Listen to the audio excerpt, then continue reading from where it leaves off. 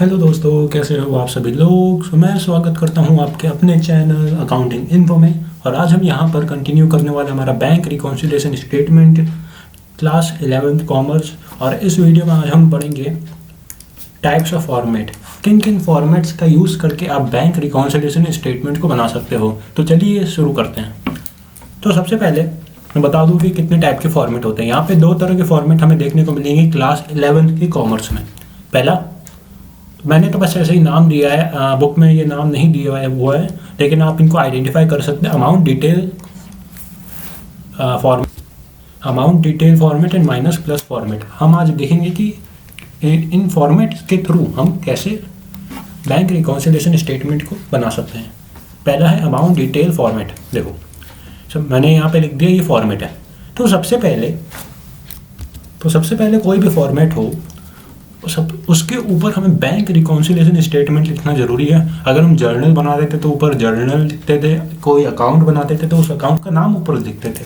फिर लिखना ज़रूरी है एज ऑन, आप कौन सी डेट को बना रहे हो। पहले बता दूं कि ये एक स्टेटमेंट है, ठीक है, अकाउंट नहीं है। तो हम इसको पूरे साल नहीं बनाएंगे, सिर्फ एक पर्टिकुलर पीरियड के लास्ट में बनाएंगे ताकि हमें पता चल सके। नॉर्मली आपके क्वेश्चन में दिया होगा 31 मार्च 2021 नॉर्मली, ठीक है, आज के इस साल के ईयर में। इसमें ज़रा टाइम लग सकता है। आप यहाँ पर देखो तो यहाँ पे मैंने लिखा है दो तरह के बैलेंस होते हैं। अगर आप बैंक बैलेंस देखो ना तो दो तरह के होते हैं, एक होता है फेवरेबल, एक होता है नॉन अनफेवरेबल, ठीक है। इनका मतलब क्या, फेवरेबल यानी आपके बैंक में अच्छे खासे पैसे पड़े हुए, मतलब नॉर्मल बैलेंस यानी पॉजिटिव बैलेंस है, यानी हमारी कैश बुक के अकॉर्डिंग डेबिट बैलेंस है, ठीक है। डेबिट यानी एसेट पड़ा हुआ है। लेकिन अनफेवरेबल का मतलब क्या है, आपने अपने खाते में जितने पैसे थे ना उससे ज़्यादा निकाल रखे, ठीक है। तो कैश बुक के अकॉर्डिंग ये होता है क्रेडिट बैलेंस, सही है। तो दो तरह के बैलेंसेस होते हैं, ठीक है। अब आपको दिया गया हो कि फेवरेबल कैश बुक बैलेंस से आपको बनानी है बैंक पासबुक तक, उसका बैलेंस को पहुंचाना है। मतलब आपको दिया गया होगा कैश बुक का बैलेंस और आपको कुछ एंट्रीज दी गई होंगी जिसके कारण से डिफरेंस आ रहा है, उनको रिवर्स पास करना होगा और बैंक बैलेंस तक पहुंचना होगा, ठीक है। ये होता है फेवरेबल।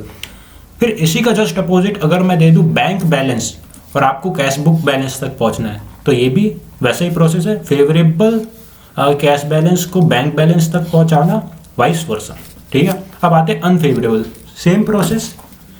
अनफेवरेबल कैश बैलेंस होगा यानी क्रेडिट बैलेंस होगा, तो हमें अनफेवरेबल बैंक बैलेंस तक उसे पहुंचाना है। या अगर डिफरेंस होगा और हमें एंट्रीज दी गई हैं तो हम उनको एनालाइज करेंगे, फिर उनके एंट्रीज पास करेंगे और बैंक बैलेंस तक पहुंचाएंगे। और इसका वाइस वर्सा, मतलब बैंक से कैश तक, कैश से बैंक तक। तो गाइस आज के लिए बस इतना ही। देख लो, रिकैप कर लेते हैं। मैंने बताया आज टाइप्स ऑफ फॉर्मेट, दो तरह के फॉर्मेट होते हैं। ये लो फोटो तुम्हारे सामने है, ठीक है, आप नोट करके रख लो। वैसे बुक में गिवन होगा, नोट करने की ज़रूरत नहीं है। और यहाँ पे ये वाला फॉर्मेट है, ठीक है, दो तरह के ही होते हैं। तो गाइस आज के लिए बस इतना ही। और आप सब्सक्राइब ज़रूर करना चैनल को, क्योंकि आप कर नहीं रहे हो, व्यूज़ आ रहे हैं पर सब्सक्राइब नहीं कर रहे हो। तो गाइस आज के लिए बस इतना ही। Thank you, bye bye.